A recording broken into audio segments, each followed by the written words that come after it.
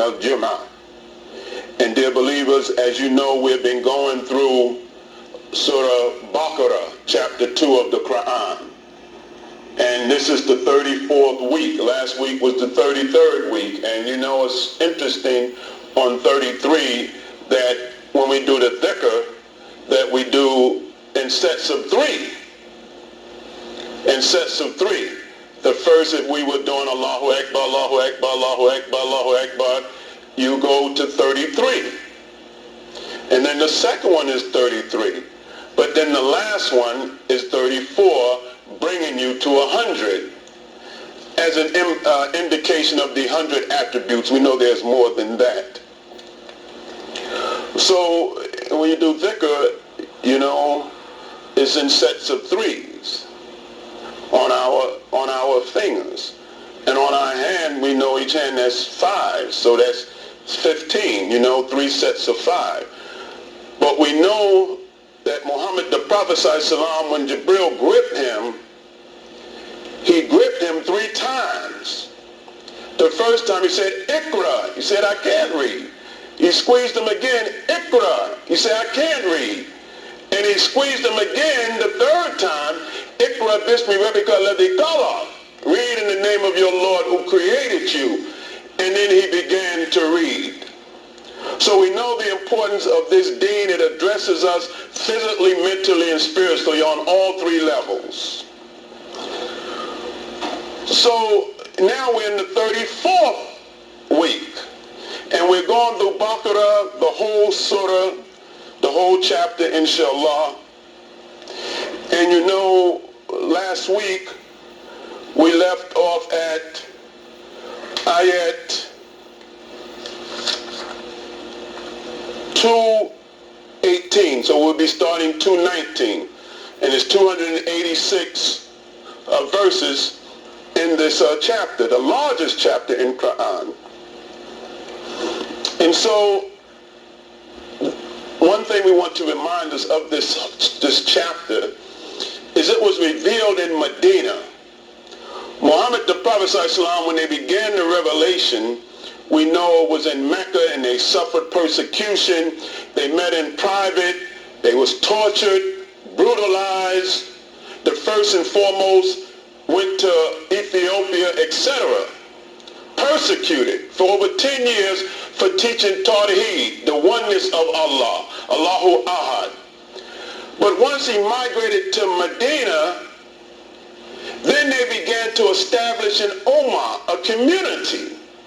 Laws, rules, systems.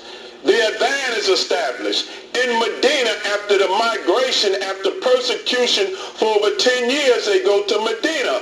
Well, this chapter is revealed in its entirety with the exception of maybe ayat 281, which addresses the farewell of Muhammad the Prophet, I believe was the last ayat before he passed. That entire surah, 286 verses, revealed in Medina. So to get the concept, this is revealed as community is being formed. So the revelations now are a little different than the beginning, the small mystical ones. Now it's talking about community life because a community is being formed. So there's rules, laws. How do we deal with divorce? How do we deal with marriage? What do we deal with fighting, etc.? Because in Mecca they couldn't fight. So what was the rules of engagement? But you also had the muhajirs, those that was in Mecca who made hijrah with Muhammad the Prophet. They're coming from Mecca, a certain lifestyle. And they're invited by the Ansarus in Medina, which was called Yathrib, a different lifestyle. When you've been on Hajj, Mecca is a faster pace. And when you go to Medina, it's a little more serene, even right now. So he was invited to come to Medina. But there had to be understanding established between those, the muhajirs, and the Ansars. How do you establish a good relations and keep that relationship? You see? So you had one group coming into a whole nother area, and rules of engagement, etc. had to be established. So Baqarah deals with all of these things. So last week, the last ayat we touched on went like this. Bismillahir Rahmanir Rahim. Ayat 218, and we go straight to 219. إِنَّ الَّذِينَ آمَنُوا وَالَّذِينَ هَاجَرُوا. Hijrah. It addresses that, right?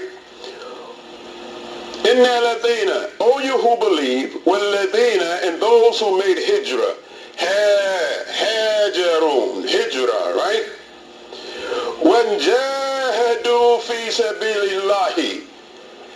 In striving in the path of Allah. Okay? Jihad. Jahadu. And you say fi sabilillah, in the path of Allah. Okay? Ulaika yarjuna rahmatallahi, desiring the mercy of Allah. Wallahu ghafurun rahim. For surely Allah is forgiving, most merciful.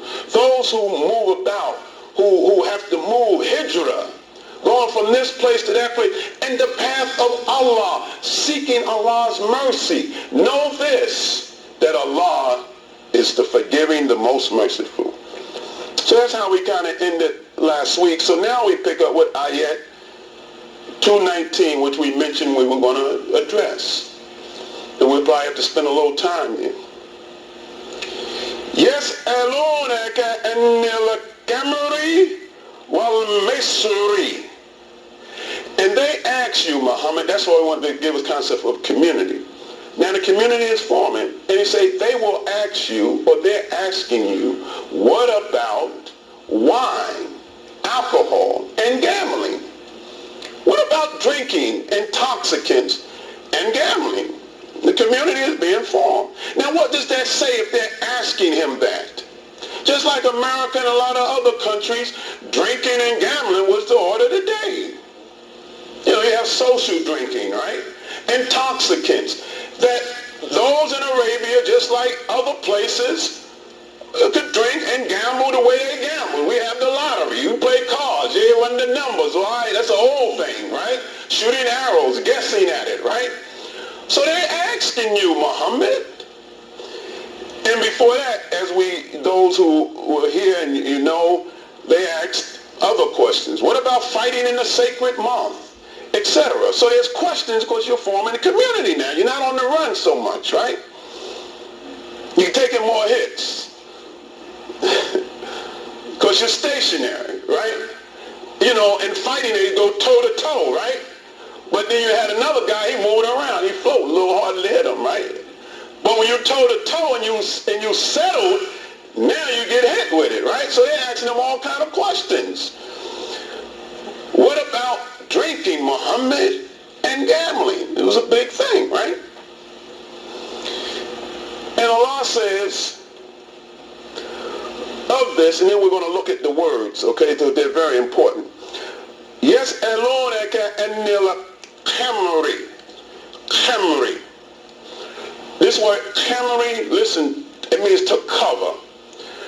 But the sisters wear kimar. Khamru. The kaf, the mim, and the ra. Right? The kaf, the mim, and the ra. A KH, and if we was doing the transliteration, an M and an R. Khamri is intoxicants. Wine. Come from the same root as kimar that the sisters wear. And the word really just means to cover. So alcohol, wine, intoxicant is associated with covering. So they ask you about drinking, right? Alcohol, kamar, right? Because alcohol, it covers your senses. Allah wants you to always be alert. Even though you think you can handle the alcohol and you have social drinking, you're not in your full state of mind. It covers your senses. It affects your spirit. In fact, they call liquor stores, they call it spirit, right? So this is associated with kimar, covering. And that's what the word means, to cover, to hide. So Allah says, they ask you about this kamari. Okay, this kimar, this covering, intoxicant. But science of Qur'an, Allah uses certain words, but it's deeper. This wine comes from what? Grapes. The pressing of the grapes. But the essence, the pulp and the essence of the grape is covered by a peeling. Right? There's a peel on grapes, right? There's a covering, and that grape is round and circular like your head, right? It's in the circular family, that grape. And it's covered. So it's the same, that's why it's associated with grapes. So now, to make the wine, they used to press the grapes. They press it now, but back then they would press it with their foot. They would put it in something, and they would press it with rajul. You know, rajulun is man, but it also means foot. Okay? So they used to press the grapes, and they would separate the juice from the covering. Right? So that's where kimar on the head, which is shaped round, and it's a covering just like the grape. That's why the same word is used. Okay? So Allah says they ask you about khamri. Now understand this. That this khamri, this wine, this intoxicant, it covers you. And we read in the Quran where Allah says, come not to prayer intoxicated with a mind be fogged, so you'll know what you're saying. When you're intoxicated, whether you think you can handle your alcohol or not, social drinking, it still covers your senses. You're not in your natural form, your natural alert form. And Allah always wants us to be in that natural form. So Allah says, yes, I just want to let you know the word. Yes, anil khamri. And then the other word for gambling. Wal maishuri. You know this word maishuri has to mean making it a noun.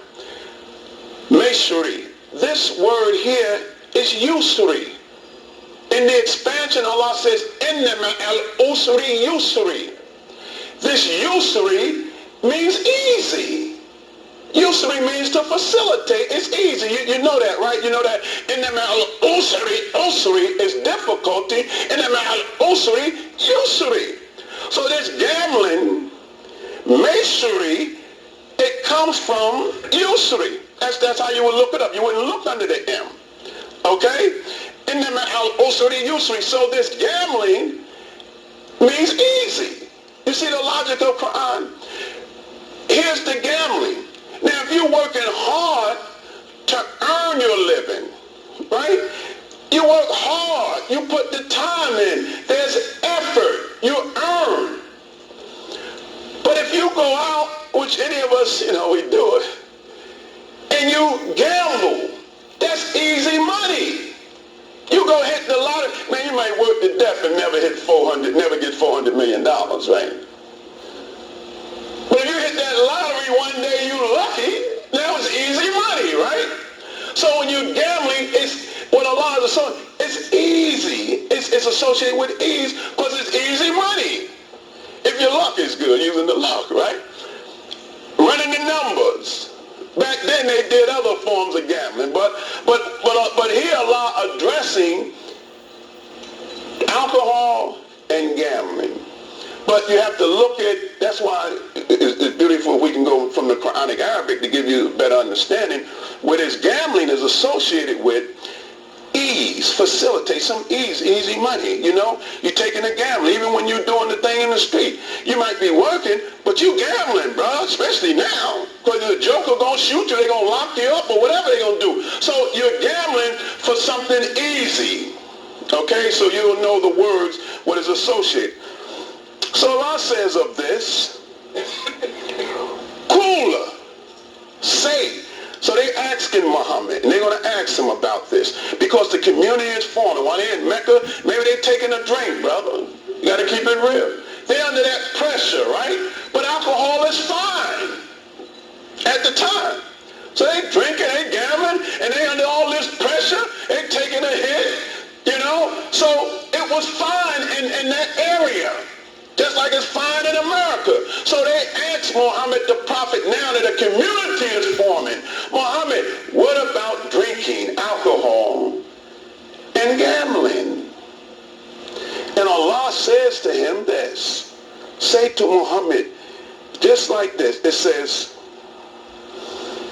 that my eyes jump. Cool, say Muhammad. Fihi ma ithmun kabirun. That it is a giant-sized sin. That's how he answered. And you hear kabirun, akbar. The K, the B, and the R. Takbir, akbar. He said, say to them that this drinking and this gambling is a big, big sin. A giant-sized sin. And we explain what the words mean, right? This covering, all of that, right? And he says, وَمَنَافِعُ لِلنَّاسِ, and it's of some benefit to mankind. Now, this revelation is early in Medina now, the first couple of years. So they asked him about that, and he says, it's a giant-sized sin, giant-sized wrong. But there's a little benefit to mankind. Because we know when it comes to grapes, see, the alcohol is fermented and it comes from that. But the benefit, or the original benefit, is from grapes. All the health benefits of grapes. And of drinking up in the spirit. Okay? So, now we find they use alcohol for all kind of things. Medicine, etc., mouthwash, etc., right? So it says, just like talking about weed now, right?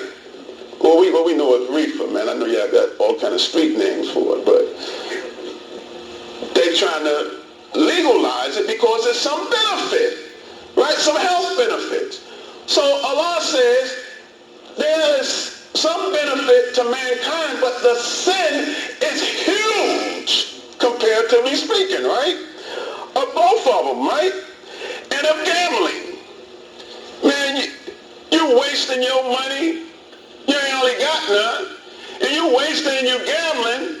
But if you hit, then you got some benefit. But your chances, I don't know what it was back then, but your chances here, you know what it is, 1 billion to 1. So the sin is strong, but there is some benefit, right? That's what Allah revealed at that time. Now there's more to that, which shuts the whole thing down, okay? But we're going from BAQARAH now, right? So he says, وَمَنَافِعُ لِلنَّاسِ, there is benefit for mankind. But listen to what it says. وَإِثْمُهُ مَا, this man makes it the two things, right? But the sin of the two things, أَكْبَرُ مِنْ نَفْئِهِمَا. He says, but the sin of drinking alcohol, intoxicants, and gambling is greater than the benefit. Makes it real clear, right? That it's a big sin, but it's some benefit. It's a little benefit there. But know this, that the sin of these two things are greater than the benefit. So if you get a little benefit versus the greater part of the sin, then Allah lets you know that that's not logical. Even though it's some benefit, but the harm is akbar, is greater than the benefit. But also while we're here, make sure you lock in the meaning of these words though. Okay, this kamari and kimar, covering. And why it comes from that, because the grape from which the wine comes from has a covering. It's covering just like the head is covered, right? And know that the gambling is associated with ease, easy money. Okay? So that's how Quran is explaining it, right? So we're going through the whole Quran, and we know the Quran cuts both ways now. I mean, if the shoe fit, wear it, you know. You know, we don't pick on nobody. We don't browbeat. But if the shoe fit, wear it, because we got all kind of hang-ups, shortcomings, this, that, and the other, sins, etc., etc. So we're going straight from Quran. I mean, I saw a brother the other day, wallahi, was at one of the stores, and he didn't expect to see me. Now, I ain't nobody judge. I don't get into that. And he in the lottery line. You know.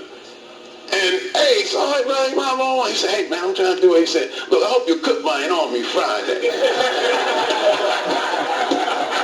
Wallahi. He not here right now. Wallahi, he will bear witness because we real. He'll say, yeah, it's true, man. I was there. Wallahi, but here's how it went. It's the truth. I said, hold up, wait a minute. I just want to let you know, I'm going through BAQARAH. And the area I'm on is dealing with wine and gambling. So if you get word, I don't want you to think that the mom used the cook bar to come down on you. Wallahi, y'all my witnesses because we was following it. And I said last week, we dealing with drinking and gambling, right? All right, so it ain't on him. So don't go out there. Mom was teaching on you, bro. Nope, it just fell that way as a sign to me. You right in line, bro. It's the truth. It's just how it went. I was at Stop and Shop. I didn't know it. See, we all have our shortcomings. So if I see you in line, no big thing. You see me in line, it's a problem. So when I hear there's $400 million, I'm tempted like you. That's Islam, and that's real. We in touch with each other like that, right? I say, wow, you start thinking about what you can do for Islam and, you know, how you can launder the money so it don't be directly on the masjid, you know. Because somebody say, man, that's gambling money. You can't build no masjid with that. So you think about how you going to launder it, how you filter it through so it can come this way, right? That's the truth. See, we're one ummah, and ummah comes from the word mother. So we're really brothers and sisters. We're family. So we should be able to talk like that as family, not outsiders. We talk about what we talk about in family. You know, we're the ummah, mother, right? So anyway, so Allah says that the sin is bigger than the benefit. Now, what happens when you read Quran, they give you a footnote to send you to chapter 5, Ma'idah, which is called table spread. And it there talks about wine. Why? Because you usually sit at the table, back then and now, and when they eating whatever they eating, that ox or whatever they done cut and killed back then, you have some wine, right? You have social drinking at the table. So it's in chapter 5 now. Okay, we're going to go there just to show you what it already said about, so you won't be left saying, okay, listen, there's some benefit, man. You know, it's still all right, even though the sin is wrong. Now here, later, to show you the gradual progression of Islam, that over time, they were still drinking when they were in Mecca. Before the migration and they established the community, it wasn't condemned outright. Even right here, it's not condemned outright. And then in the place it says, don't come to Salah drunk. Meaning you be drunk before Salah, but when you come to Salah, be sober. So it was a gradual condemnation. Just like everything else is a gradual process, like the sun rises gradually. But then the revelation came and just knocked it completely out the box. So we ain't supposed to do that, right? So now, real quick, in chapter 5, ayat 90 and 91. Bismillahirrahmanirrahim. So we'll have the clear understanding. Ya ayyuhalladhina amanu, O you who believe. إنما الخمر, wine, intoxicant, والميسر, and gambling, والأنصاب, and giving sacrifice to idols, right? والأزلام, and other forms of superstition, right? Rizsun, min amil shaitani, or the abomination and the handiwork of Shaitan. See, it got real firm later, right? That know that this alcohol, this intoxicants, and this gambling, that this is an abomination and it is the handiwork of Shaitan. Okay? And then Allah says this here. فَاجْتَنِّبُوهُ لَعَلَّكُمْ تُفْلِحُونَ. And he says, so avoid it, لَعَلَّكُمْ تُفْلِحُونَ, that you will be successful. See, Islam is a call to success. So Allah said you get caught up in, if you want to be successful, leave that alcohol alone. Leave that other stuff. With all the other vices, leave that stuff alone. Allah tells you that. That's from Quran. And the muezzin, do you know every time for salat, even for the iqamah, he says, hayat falah, falah, that you will come to success, come alive to success. So Allah says, la'allahum tuflihun, the same word, so you will be successful. He gives us all kind of remedies to be successful, okay? إِنَّمَا يُرِيدُ شَيْطَانُ أَنْ يُوقِعَ بَيْنَكُمُ الْعَدَاوَةَ وَالْبَغْضَاءَ فِي الْخَمْرِ وَالْمَيْسِرِ. And he says, Shaitan established this with you that he may cause envy and hatred among you by having you drinking alcohol, intoxicants, and gambling. But look what his purpose is. وَيَسُّونَكُمْ عَنْ ذِكْرِ اللَّهِ وَعَنِ الصَّلَاةِ فَهَلْ أَنْتُمْ مُنْتَهُونَ. So he wants to create this envy and hatred for you, right? By have you gambling and drinking, and to block you from the remembrance of Allah. You see, to block you, yasudakum and dhikrillahi, to make you forget about thinking on Allah, because you tipsy and whatnot, and you study thinking about if you're going to hit the lottery or whatever, right, through gambling. But also it says, وَأَنِ الصَّلَاةِ, to forget the remembrance of Allah in salat. So that's why I say come with your mind clear, right? So now let you know at the first revelation, it lets you know it's bad, but it's some good in it. But then it comes later at the table, man. Chapter 5, where you sitting down throwing in, got a little wine, etc., right? You talking about how you going to play that number. You know how it worked there, right? How the street thing was, right?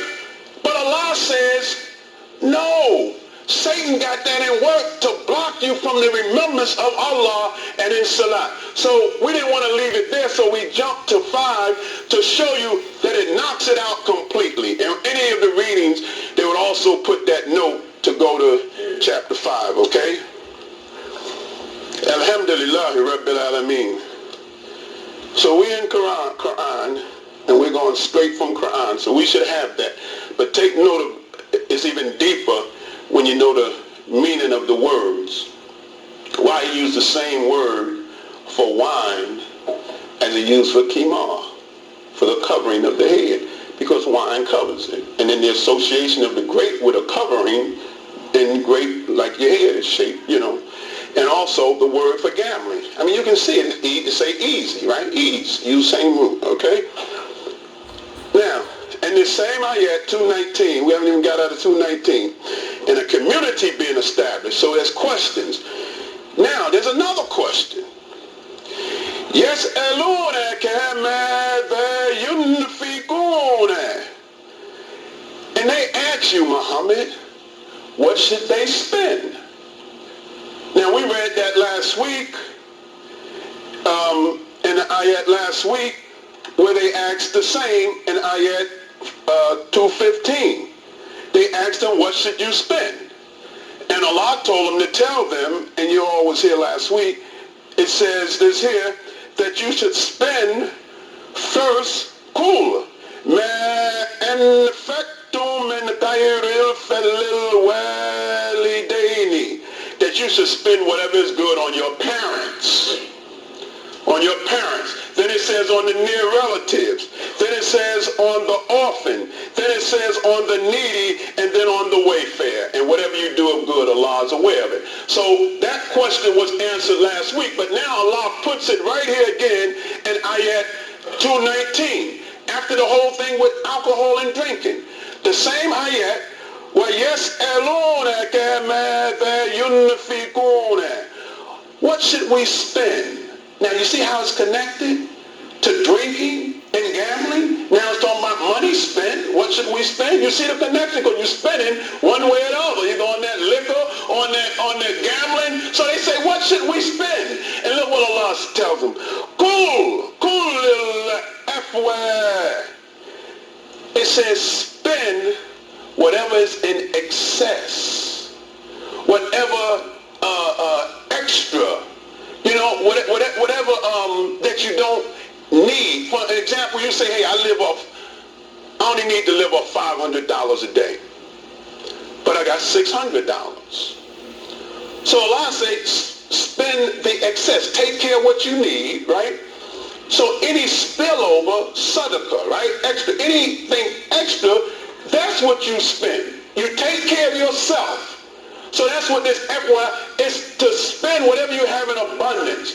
In other words, I can live off $50,000 a year, but I got $100,000. So Allah, so you spend that. So they say, what do I spend? You spend whatever is in excess. Don't hurt yourself. Don't break yourself. If you don't have anything in excess, then you spend your time, your energy, this, that, and the other. But what you're to spend is what is in excess. But remember, this is community being formed. So they're asking them questions, okay? What about drinking and this, that, and the other? Okay, now, how do we spend our money to keep this community going? Well, this is what you do. You take care of your family and yourself. And whatever excess, now we're talking about zakat, that's different. Whatever excess that you have, you spend that on the needy, on the poor, on your community, on the masjid, etc., right? So you see how beautiful it's flowing? This is revealed in Medina. We're talking about community, okay? And they questioning Muhammad. And Allah says, كَذَلِكَ يُبَيِّنُ اللَّهُ لَكُمُ الْآيَاتِ لَعَلَّكُمْ تَتَفَكَّرُونَ. Very beautiful. Very beautiful. And it says, and Allah makes his signs very clear, very clear to you for a reason. Why? لَعَلَّكُمْ تَتَفَكَّرُونَ.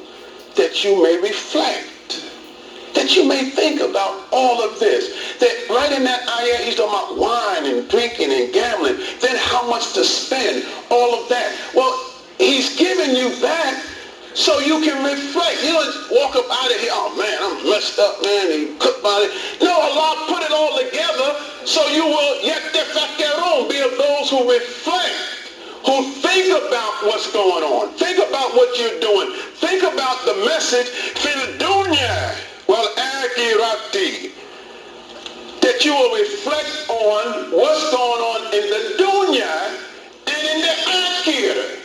So you reflect on it. You say, listen, I'm reflecting on this. I know I'm gambling. I know I'm doing this. I know I'm doing that in this world here, and that's going to impact on me in the akhirah. I know I got a little extra money, but I'm hoarding it. I'm keeping it. I'm not spending it on. You know, these rich folks got money that their families will ever need in excess. But you got such a poverty rate in America and throughout the world with all this excessive money, when Allah says clearly you are to share what you don't need. After your needs are met, then you are to share that with the needy, etc., right? In the dunya, fil dunya wal akhirah. And you're to reflect on the dunya and the akhirah. Well, yes, alunaka, and they ask you, anil yatama, and they ask you about the orphans. Another question. What about the orphans? What about those who don't have their parents? Because Muhammad the Prophet lost his father before he was born, then his mother when he was 5, he was an orphan. So they ask you about the orphan. Here's a more rule. Qul Eslahun lahu. Be good by them. Khayru, with whatever goods you have. Khayru, right?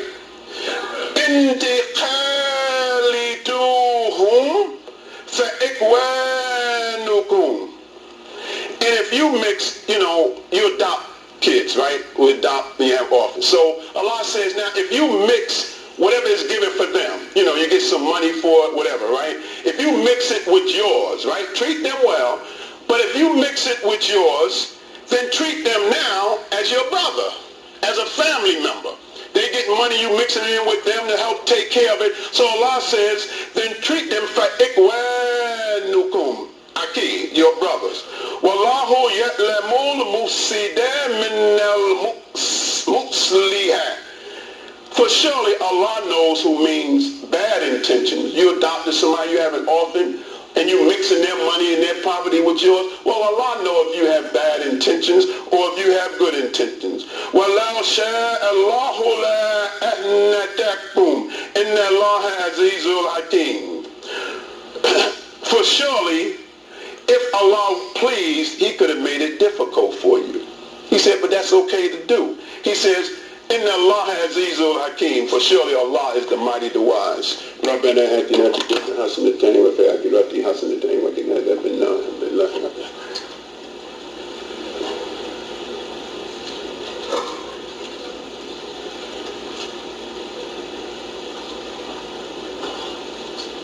Bismillahir Rahmanir Rahim. Alhamdulillahi Rabbil Alameen.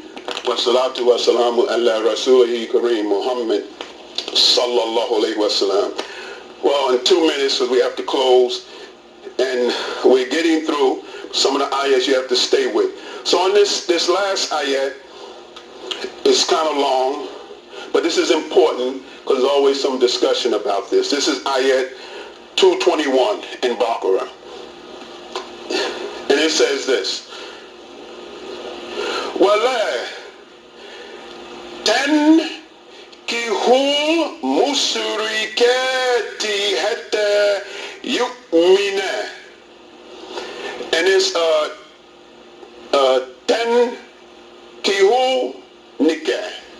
So it says, do not marry mushrikeen, shirk, the polytheists, those who are pagans that make idols of Allah, that associate gods with Allah. This is instruction. Do not marry the mushrik women, brother, do not marry women who are of the pagans. This is what was said to Muhammad the Prophet. But these are polytheists that worship idols and all. We're not just talking about our Christian Jewish, no. This was the pagans who worship idols, okay? Who 300 some odd idols. Do not marry mushrikati, pagan women, hatta yu'mina, until they believe. Until they believe. You work on trying to get them to believe, right? وَلَا أَمَّةٌ مُؤْمِنَةٌ خَيْرٌ مِّن مُشْرِكَةٍ. And it says this, that a believing servant, or they put slave, a believing servant, and it's back then, is better to marry than a mushrikati, than one who worship idols and all that, right? And it says, well, this Quran is so big. Ajabetkum. Anjaba is to be charmed, marvel. Even though she appears so beautiful to you, brother, do not marry that type. You're better to marry a servant, right, who believes than an idolatrous worshiper. Even though, brother, she just amazes you and just charms you, right? Knock you off your feet, If it was just brothers, how we can talk, right? Even though she just marvel you. Wow, man, I'm sorry, man. She just so beautiful. So Allah said, but if she's a pagan, don't marry her, bro. You got to work on it before you marry